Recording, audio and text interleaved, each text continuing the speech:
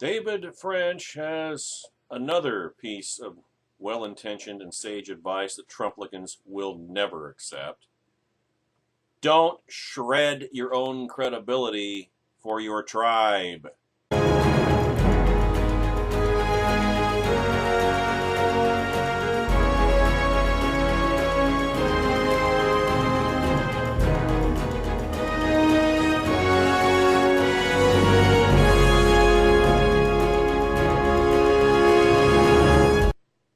Or, in other words, too late!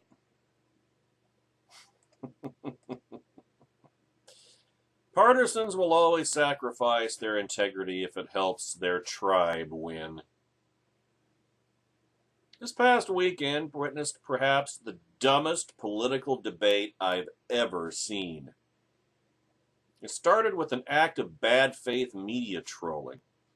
Reporters noticed that Trump's inauguration crowd was much smaller than either of the ones for Obama's historically huge first inaugural or the second, and began tweeting pictures that illustrated that. It's a shot looking toward the Capitol. You see the Capitol Mall, and there's far more people for Obama's inauguration 8 years ago than for Trump's just last Friday. Now, the pictures filled Twitter, leaked into longer news stories, and became something like a liberal security blanket on a tough day.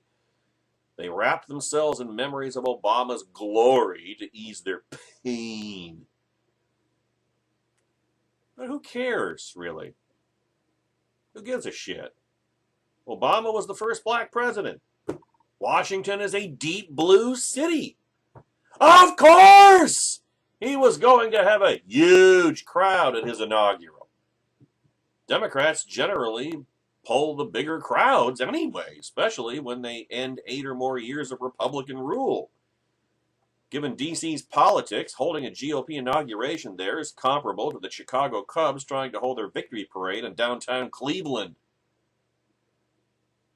By now, however, we all know that Donald Trump will respond to every attack. He shouldn't. But you know, there are hills worth dying on, and there are hills not worth dying on, but try telling Trump or his supporters that. So he sent Sean Spicer out in the press room, where Spicer proceeded to utter a string of demonstrably false statements. On day one in office, in a short press conference at which he refused to take questions, which ought to be an indication of he knew that he was shoveling with both hands, Spicer made false claims about crowd size, grass covering, subway use, and security measures. And then Kellyanne Conway defended Spicer using an instantly unfortunate and memorable phrase, calling his claims, and I quote, alternative facts, which has caused sales of the book and the movie 1984 to skyrocket in the several days since then.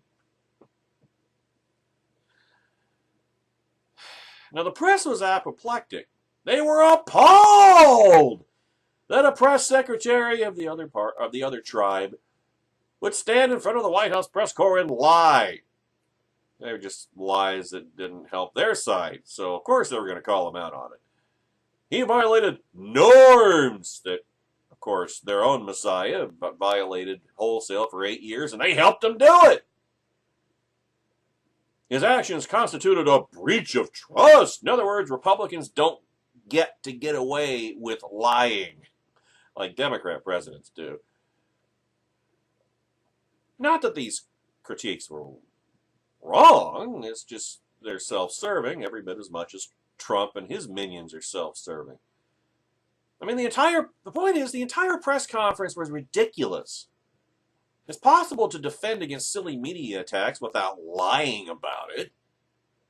Spicer can do better, and he was told not to do better, I guess. Although he did do better in a generally uneventful press conference Monday afternoon, but that's not what Trump was looking for. God, I don't envy Spicer his job. for however long he holds it. Don't be surprised if well, not just that. Don't be surprised if Trump goes through a series of press secretaries, because when you're sent out there to make an ass of yourself on behalf of your boss, who is a gigantic ass, that would have to. I couldn't do it. I couldn't do it.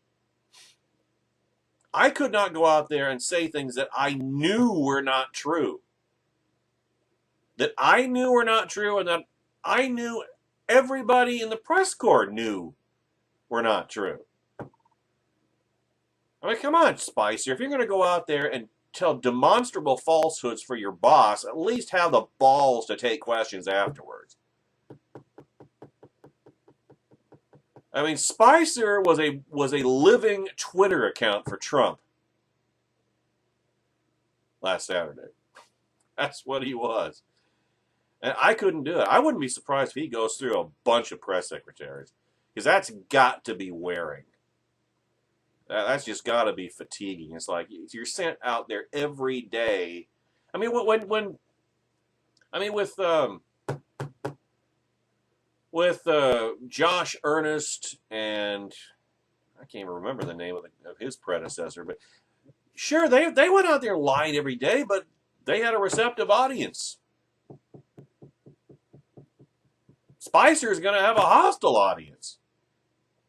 They're going to be challenging him right and left. I mean, I don't see Spicer or anybody else lasting long in that job, because normal people can't lie for a living. It's not normal.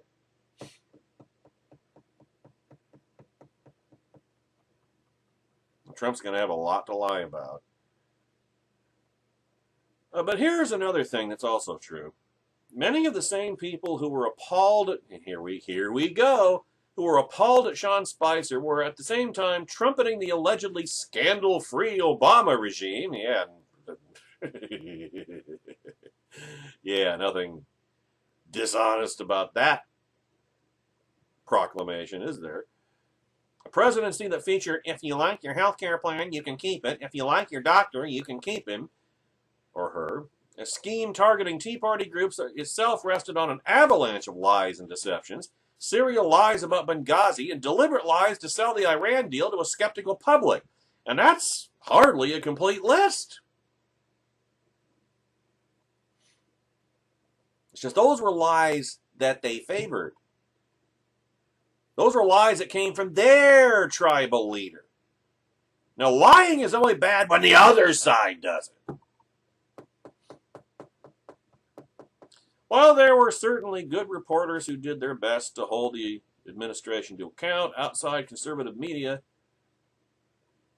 there was nothing like while there were certainly good reporters who did their best to hold the administration to account, and as well as outside conservative media, there was nothing like the breathless apocalyptic tweeting, writing, and speaking you see today. The cycle is so familiar, and the cynicism is breathtaking. In the Bush years, dissent was the highest form of patriotism. When Obama was president, dissent was treason. And now that Trump is president, obstructionism is romanticized as resistance. Although not futile. There are those who wave away callbacks to Obama regime lies and media kid glove treatments as whataboutism. In other words, they say it's no answer to our critiques of Trump's misdeeds to note that other people have lied at other times. In a narrow sense, they're correct. One administration's lies don't justify the next administration's falsehoods, although for Trumplicans it does. Absolutely. Tribalism, ladies and gentlemen. The larger truth, however, is that those with no credibility make poor critics. Given the recent past, media outrage at Spicer's press conference starts to seem less like a principled stand for truth than an attempt to manufacture outrage. Trolling, in other words. Thus, we see the wearying pattern of the modern Trump media debate. Wearying? You have no idea. You have no idea, Trump supporters. The media call out his falsehoods and decry the erosion of norms. His defenders call out media hypocrisy, but then are themselves often incapable of telling the truth. After all, to speak the truth means giving in. It means not fighting.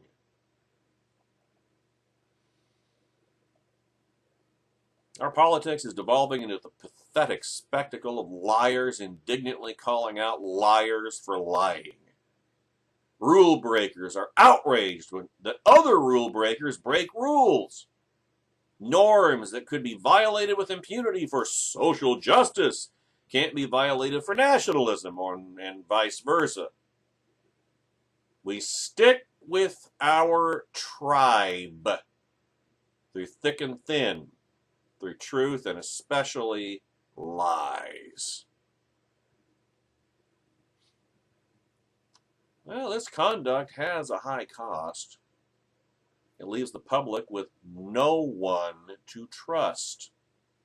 Remember what I've been saying about that the core purpose of the Russians meddling in our election was to sow precisely that kind of distrust? For several weeks, I've been one of many voices calling for an independent, bipartisan investigation into the totality of Russian efforts to influence American presidential elections. In response, Glenn Reynolds, Instapundit, raised a fair question. Whom do you trust to investigate? The media? The national security bureaucracy? Congress? All of them have gone out of their way to prove themselves untrustworthy. Increasingly, we are reaching a point where we can trust, quote unquote, political actors, and make no mistake, the press is a political actor, only to be self-servingly partisan and tribalistic. And to be partisan means trying to win every encounter, every news cycle, and every argument. Truth be damned. Fairness be damned. The law and the Constitution be damned. Partisans determine the rules only after they determine the desired outcome and then apply those rules if and only if they help their tribe win. Last weekend, Mr. French overheard a small group of Republicans trying to reassure themselves after Spicer's press conference. Yeah, it was terrible, but at least we've got Madison DeVos, so on balance, we're still ahead. Here's the thing, though.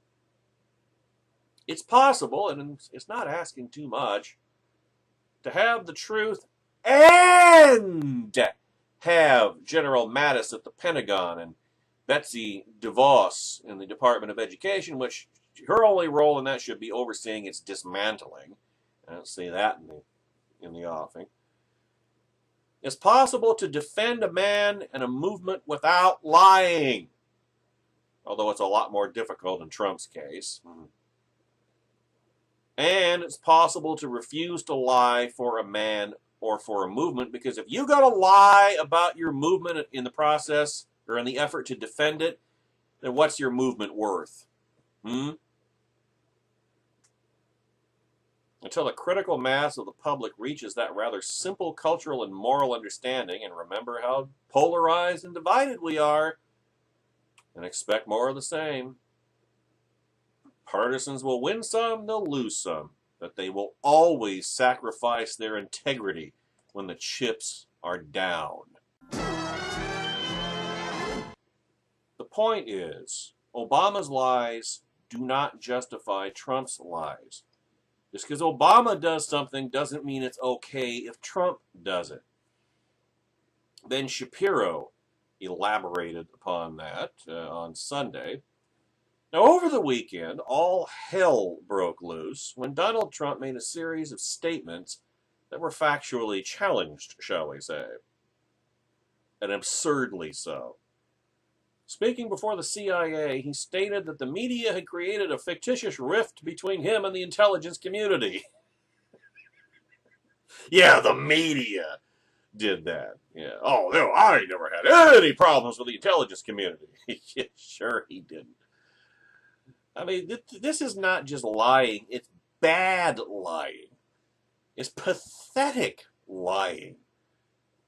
I mean, this was a bizarre statement given that in recent months, Trump has accused the intelligence community of skewing intelligence regarding Russian hacking of the Democrat National Committee and of leaking against him.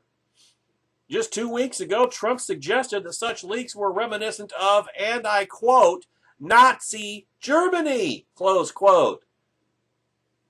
But no, the media made him do it, right?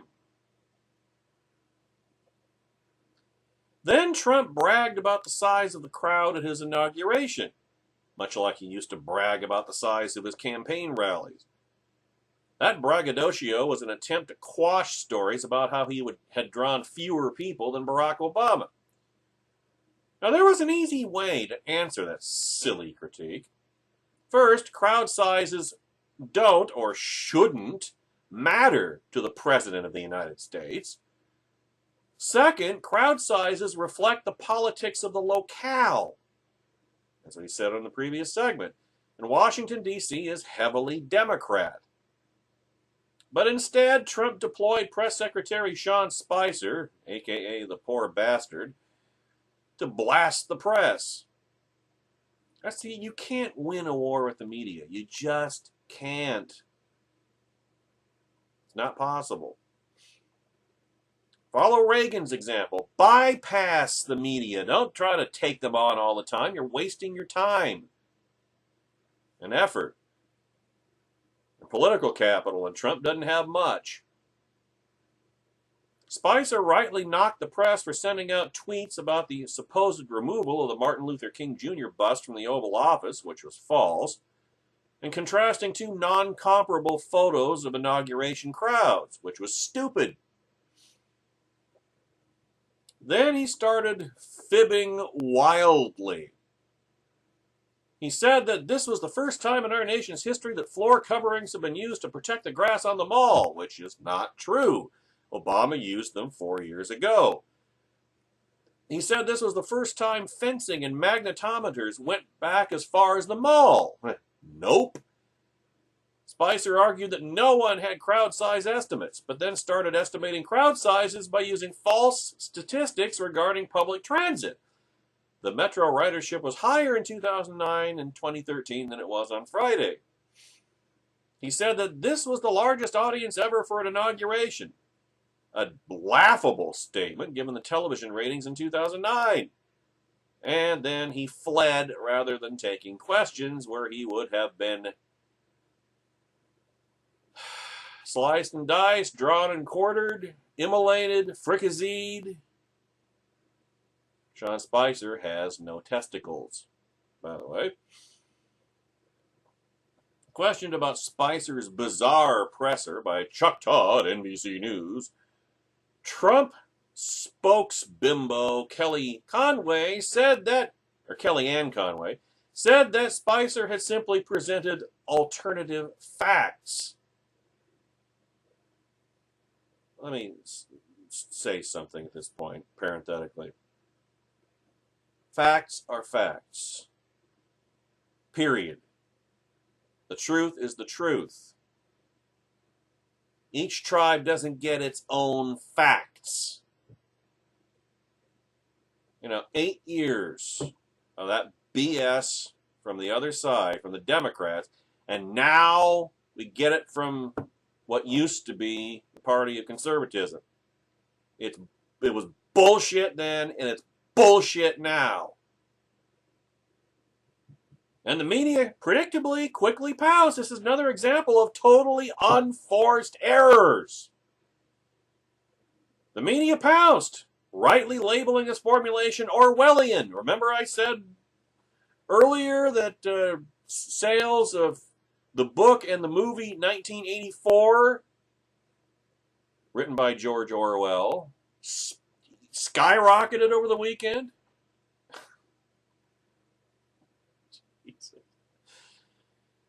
Yeah, that's going to boost Trump's poll numbers, won't it?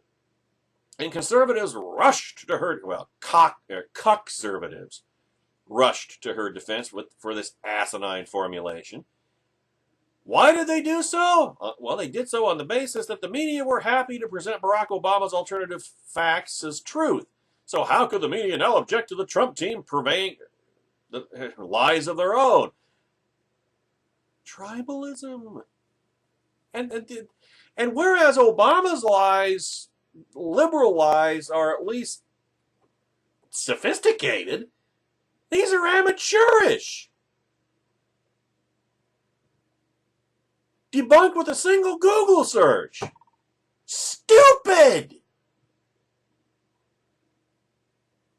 This is just another iteration of the "but Obama" phenomenon that seems to remove the burden of justifying Trump for too many conservatives. It's the equivalent of the left's blame Bush routine, which lasted 8 interminable years. It's a moral misdirect. Actually, it's an immoral misdirect. What's worse, it utterly undermines standards altogether. Yeah, the media is deeply corrupt. No shinola, Sherlock. Yes, they regularly bought the falsehoods fed to them by, Jay Carney. Okay, that's the name I couldn't think of. Jay Carney and Josh Earnest and the rest of the Obama fiction writing collective. But now, here's the question. Why would that make lies from Trump's team okay as well? If you objected to something Obama did, if you objected to the press covering for lies, why would you now want the press to cover for Trump's lies or ignore them? Fairness? Yes, double standards are wrong. Also wrong, no standards. But the now ubiquitous "but Obama" protestation means that no standards has become the standard on the right, which is why the right is no longer the right outside the Never Trump movement. Yes, it is a movement, folks. That's not the only misdirect from the alt-right that helps undermine basic notions of truth. Another favorite is this: but Trump's doing good things. That's exaggerated at best. Shapiro has a habit on Twitter and on his podcast. When Trump does something good, he labels it good Trump. When he does something bad, he labels it bad Trump. This might seem uncontroversial, since good things should be labeled good and bad things bad, but for many on the alt-right, Trump's campaign and victory were to be treated with kid gloves. We had to judge not Trump's individual actions, but his general oeuvre, whatever that is, aura. There was a certain weak logic to this during the campaign. We were going to vote for Trump based on his oeuvre, so why not ignore his perjuries in order to promote his overall agenda? Well, because that agenda is not conservative. Now that Trump's president, however, this logic evaporates, vaporizes. His actions matter. Why? Because he's president! We're no longer in the business of determining whether Trump is good Trump or bad Trump for purposes of an election. We are in the business of determining whether the things he does are good or bad. So why in the blue hell should Trump's executive order freezing regulations, good Trump, justify his insipid narcissistic focus on crowd size, bad Trump? Just to cite 2 examples. Why can't we critique all of his actions on the basis of basic decency? Isn't that the right thing to do? Do we treat our children the way that we're told to treat Trump? Or our friends? Or our spouses? Or do we criticize them when they're wrong and praise them when they're right? But no. Politics has become an ultimate exercise in bipartisan frivolity. What does it matter if Trump lies so long as he's doing stuff you like and the people he's targeting were Obama sycophants? Why stick to standards when pure tribalism will do? Like I say, the Republican Party left me and its headlong rush to the left. This is a recipe for the continuous degradation of politics. But hey, who cares as long as your guy is winning, although achieving nothing in the process. The ultimate definition of the Pyrrhic victory.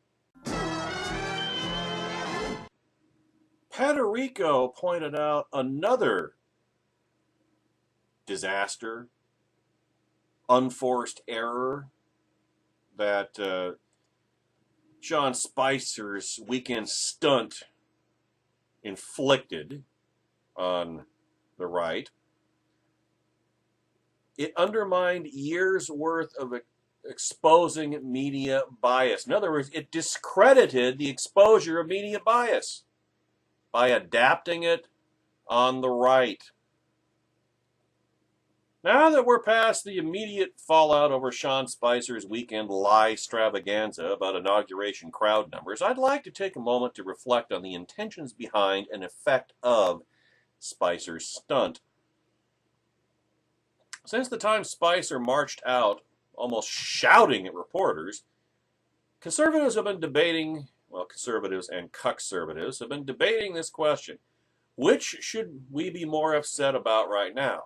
Spicer's performance on Saturday, or 8 years of media bias against Republicans and in favor of Barack Obama and congressional Democrats? Like they weren't two separate issues. You want a hot take? Here it is, scorching hot and spicy. We should be more upset at Spicer. At least right now, precisely because of the last 8 years of media bias. And that's not, I don't care what anybody says, that is not a controversial statement.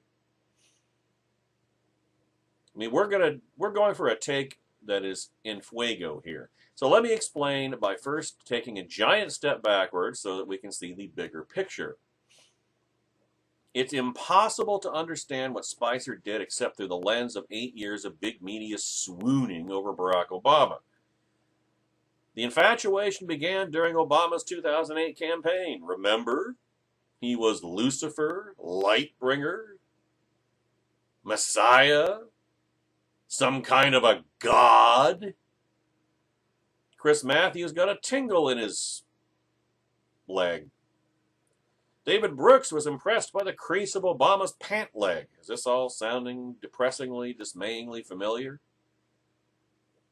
Surveys show that overwhelming numbers of journalists voted for Obama. No surprise, really, as surveys always show that journalists are overwhelmingly of the left. And their coverage showed it. Hugely inflated estimates of the number of uninsured were touted to push Obama's health care law, while concerns about it costing too much or jeopardizing people's coverage were poo-pooed by the same fact-checkers who rated as false claims by Ted Cruz that the tax code has more words than the Bible, or Carly Fiorina that she went from secretary to CEO that were factually 100% true. If Democrats ever had a valid complaint about bad behavior from Republicans, the story would be about the Republicans' bad behavior. But if Republicans had a valid complaint about bad behavior by Democrats, the big media version of the story would focus on how Republicans seized on the Democrats' behavior for political advantage. And like clockwork, talking heads would immediately begin speculating about whether Republicans would overreach. And citizens concerned about the coarsening of our culture, threats to our constitutional rights, or the disappearance of morality from the public square were characterized by our media betters, and of course, the one, Barack Obama, as ignorant, ball-scratching hayseeds bitterly clinging to our guns and religion. You can treat half the voting public with this level of scorn and contempt for only so long before they say, "Marry up! Enough is enough." But then that led to reaction rather than maintaining principles. Many on the right have been waiting for someone on the right to push back. Of course, Trump is not of or on the right, but I digress. And push back hard against the bias in media. When Ted Cruz in one of the Republican debates took the moderator to task for a series of biased questions, the excitement in the room was palpable. Conservatives across the country rose to their feet in front of their television sets and began applauding and cheering in their living rooms while their kids cast sidelong looks at each other and said, "Dad's going crazy again." That's what it was like in my household, anyway. Conservatives think we need pushback against the media, and we were right. Now, this sort of thinking, I'm certain, was behind the extraordinary aggression towards the media and foolhardy, counterproductive aggression towards the media shown by Sean Spicer and subsequently on The Shows by Reince Priebus this past weekend. Had Spicer stuck to his valid complaint about a bogus story from a snide big media loudmouth regarding a bust of Martin Luther King being removed from the Oval Office, it had not been. This story was a lie. Spicer would have deserved the standing ovation that we all gave Cruz during that moment in the debates. But, of course, the best laid plans of mice and men gang aft a glee when Donald Trump gets involved. Butthurt over the fact that Obama's inauguration crowd was way bigger than his, even though that has more to do with Washington, D.C. being a Democrat city than anything else, Trump dispatched Spicer to tell a pack of amateurish, stupid lies. After all, angry and oft-repeated lies worked for Trump in the campaign. Why not as president? How many times have I pointed that out? Here's the problem. Here's what made it an unforced error. By sending out Spicer to scream about the press about a trivial issue while getting all the facts wrong, Trump has undermined years' worth of legitimate criticism of the media by conservatives. It's almost as if that's what Trump was sending Spicer out to do, isn't it? Remember how I said throughout the campaign that Trump was embodying every BS stereotype of conservatives that the left had ever vomited upon us to become a caricature of those stereotypes? It continues, doesn't it? Now, when we talk about big media bias and try to make the case to undecided voters that they should reject slanted stories from the giant newspapers and networks, big media can simply point to Spicer's presser as an example, an abject example of how all our complaints are supposedly bogus. And you know they'll do it too, because this kind of thing's going to continue. It's going to continue. Guaranteed.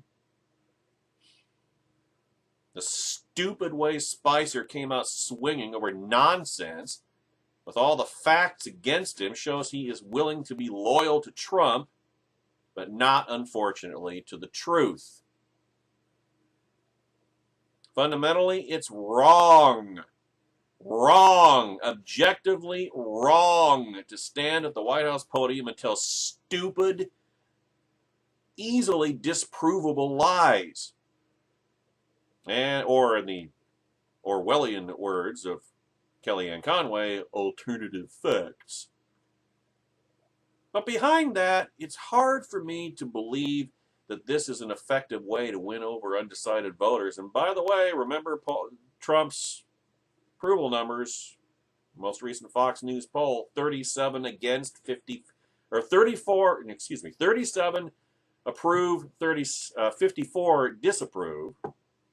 37%, 54%. Smashing your own credibility is not usually thought to be an effective communication strategy. Shooting yourself in the foot. Now, this is reversible. I mean, these, we're 5 days? Let's see. Saturday, Sunday, Monday, Tuesday, Wednesday, 5.5 days into the Trumpetency, so it's reversible, theoretically, if Spicer and the rest of Trump's communications team starts to elevate their fealty to the truth over their loyalty to Trump.